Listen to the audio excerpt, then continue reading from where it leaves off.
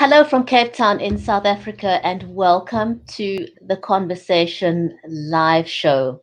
Here on the Conversation Live Show, we provide you with real world insights that empower entrepreneurs, businesses, and executives. So join us as we get to know groundwater expert Peter Rosewarne in just a moment.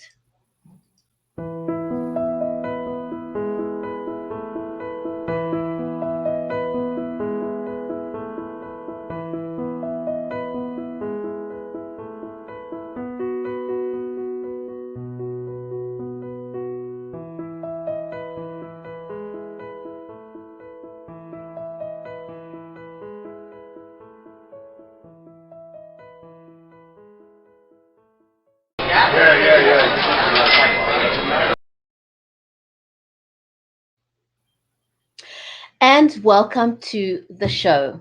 I'm your host, Brigetti Limbanda. I am a Global Goodwill Ambassador, and I use live streaming to create conversations with brands, entrepreneurs, authors, nonprofits, and social good communities. And my guest today is groundwater expert Peter Rosewarne. Peter's got about 44 years of experience in the groundwater resource evaluation, development, mine groundwater management, subsurface contamination, landfills, specialist reports for EIAs and licensing reports for nuclear sites. And he's got a very proven track record. Track record is the word I'm looking for. Peter, welcome. Thank you, Brigetti. Nice to talk to you again. Likewise. So your speciality is groundwater, and you offer a service to clients.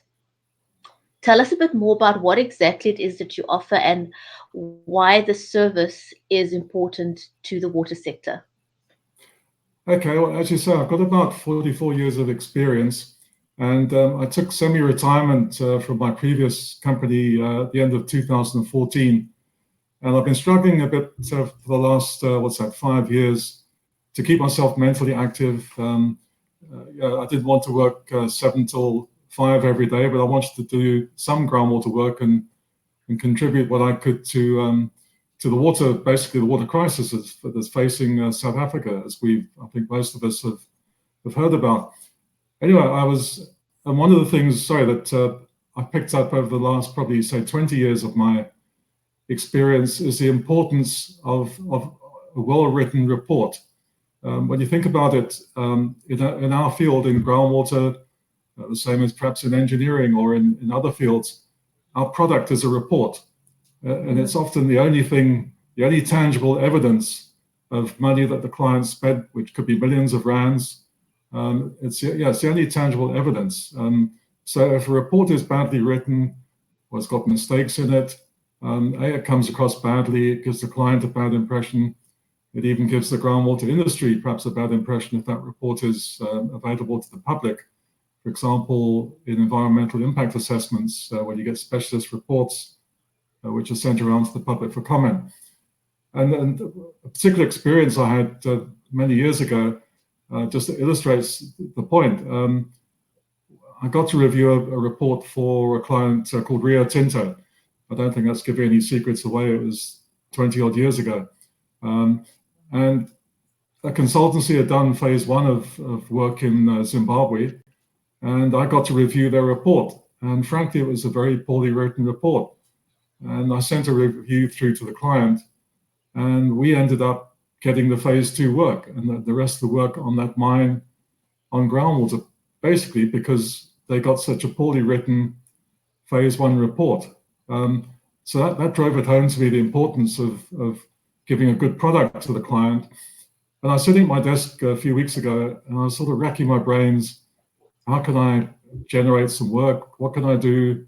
Form a company or something to, as I say, to get this mental stimulation and to sort of keep active in the field of groundwater. And it's almost like a eureka moment. I suddenly thought about peer reviews, reviews of reports of other consultants or organizations. And the key aspect as to why I think I've got a unique product is the fact that it's just me. I don't owe allegiance to any organization. It's just myself doing a review. If somebody sends me a report, it stays between me and that organization or that consultancy or that person. There's no publicity. There's no, it's something that can't be done between, at least I don't think it can be done between other consultancies, because you give a report to another consultancy and you're sort of giving away state secrets. This is how we write our reports. This is the client we're working for. This is a project. And especially in current times when projects are hard to come by, you don't want to be giving potential leads, if you like, to other rival consultancies. So I sit here on my own. Somebody sends me a report or a request for a review. It stays just between me and that consultancy. And I don't have to, at least I don't believe, I will be tendering for any work because I'm just doing reviews. So that's where I think the unique aspect that I can offer with this groundwater peer review services is the fact that's all I do as part of this company, and it's no threat to anybody else, and it'll be done in complete confidentiality. So who would your ideal client be? Could you give us an example? Well, they would be my former competitors when I was working for my previous company, other consulting, groundwater consultants. It could be people like the City of Cape Town, perhaps, or other municipalities who are being given reports by consultants.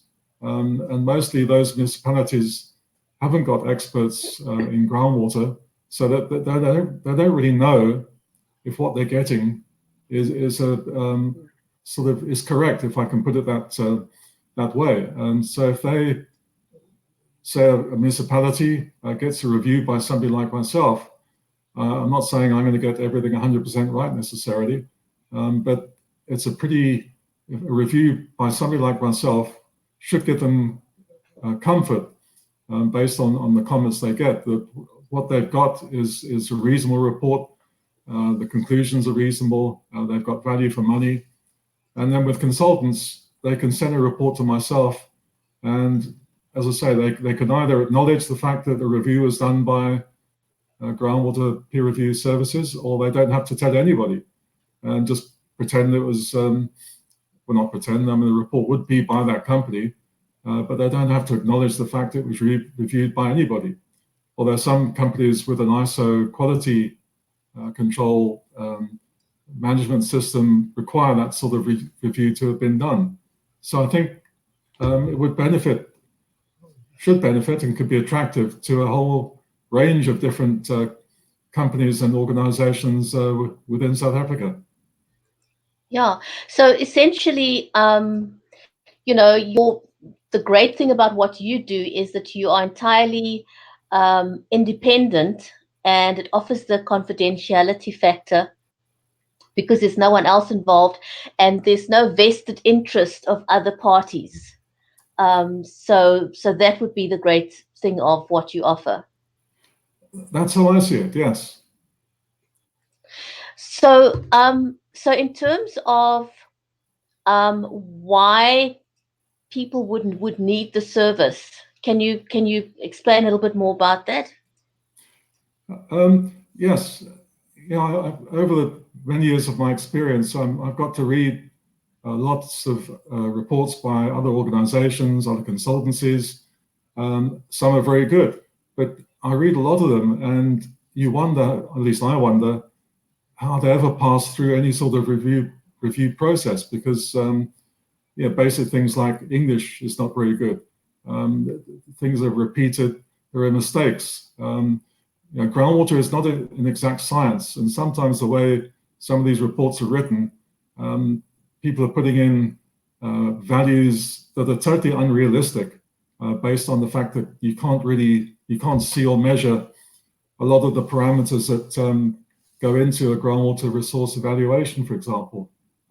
So I've seen, and within my own organization previously, I did a lot of reviews, and that final peer review by somebody who's got my sort of experience, I think can just help to remove the needless typos, the needless mistakes, and give almost like a stamp of authority, if you like, and reassurance, and improve the quality of the product. Now, I can totally see the benefit of that. Can you, just for the sake of anyone watching this, give us an idea of the caliber of clients that you've worked with previously? Because that'll give people an idea of the kind of credibility that you can offer them. Well, a couple come to mind. One was, or one is, was, because I don't work for them anymore, Chevron. And the project we had with them, we must have written hundreds of reports for different sites in South Africa and also Namibia, Zimbabwe, and Botswana. And they were written by a number of different people in our different offices around the country. But the person, the head honcho, if you like, who was sitting in Rotterdam in Holland, he wanted to read those reports as if they're all written by one person, the same person. So everything had to be uniform. So every single one of those hundreds of reports needed to be written in the same style, using exactly the same approach for every single report. And that's where I came in and reviewed all of these reports to ensure that what he got, he could imagine was written by one person, whereas in fact they were written by up to perhaps 10 people. Another example is Eskom. I was involved with them assisting to write licensing documents for new nuclear sites. And there we had, I think it was 57 different reports that were written by, I think it was up to 10 different companies. There's about 20 different people working on the project, offices all around the country working on it. But again, every single one of those reports had to be written in the same style. It had to follow a certain writing guide and had to appear to the person reading it, either Eskom or the licensing agency, again, as if they'd been written by one person to give a totally uniform overall impression to the reader. So I think those two large corporate clients and the work that went into those large numbers, hundreds of reports to make them uniform, error-free, give some idea of the sort of background to my claim to fame, if you like, that I can add value in terms of doing peer reviews. And that's a huge thing that people may underestimate, but I think there's nothing worse than getting an official document or report and it's got grammatical errors in it or typing errors. It reflects very poorly on the quality of the document. And even though the service may be excellent, but if you end up with a poorly written report, it can question the authority behind the information that's being presented. So that's a very good point. I agree. And I mean, when you get, okay, it's often junk mail, but when you get mail through the post from your bank or from an insurance agency or whatever it is, and either they spelt your name wrong or they've got, it's just poor English or poorly written. I mean, I don't know what anybody else does. I just throw whatever that is straight in the bin. I've got no time for somebody trying to sell me something if they can't even, for example, get my name right. I know that's a very simplistic example, but it's the same thing. I think if you walk into Woolworths or Checkers or Spar, and you pick up a can of whatever it is, and they can't even spell the name of the contents correctly on the can, you'll probably put it back on the shelf and think, well, I wonder what the contents are like. I'd rather choose something else where they know seem to know what they're talking about. Yeah, and I totally agree with you. I feel absolutely the same about any documentation that goes out. It needs to be well written and reflect the integrity of the person that has sent that document. Peter, if anyone wants to know more or they'd like to connect with you with regards to getting your groundwater peer review services, how can people connect with you? Well, at the moment, I've posted this on LinkedIn. I've sent out, I've got what I call a marketing flyer, which I'll just hold up here, just a one-pager, which, as I say, I'm sending out to potential clients that I know. I haven't got a website because I don't intend to advertise per se, because, as I said, I don't think I can put on there that I've just reviewed Joe Blogg's report or a report of company A, B, or C, because that's, again, violating exactly what I'm saying is one of the draw cards, if you like, of using my services, of the confidentiality. So otherwise, my email address is prosewarne@telcomsa.net. That's probably the easiest way to get hold of me. Otherwise, my cell phone number, 082 600 7635. And I'll endeavor, as I always do, to get back to anybody who inquires by return of post, so to speak. 100%. And of course, you've got a LinkedIn profile so people can reach out to you. They can connect with you on LinkedIn. I guess that would probably be the best thing in addition to sending you an email. So I will put in the comments your email address so people know where to reach you.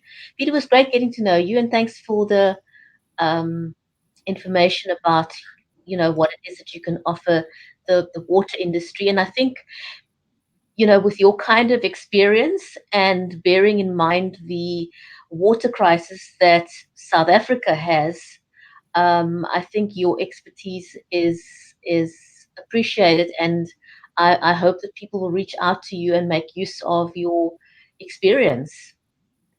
Well, thanks, Brigitte, and thanks very much for the opportunity to have a chat this afternoon. It's a big pleasure. Have a great day further, Peter, and thanks very much. And thank you to everyone who has joined us and watched us. And if you are in the water sector, or if you know of anyone else who may benefit from peer review services, independent peer review service, then please do reach out as well. Peter, thanks very much, and goodbye for now. Okay, thanks, Brigitte. Goodbye. Bye-bye.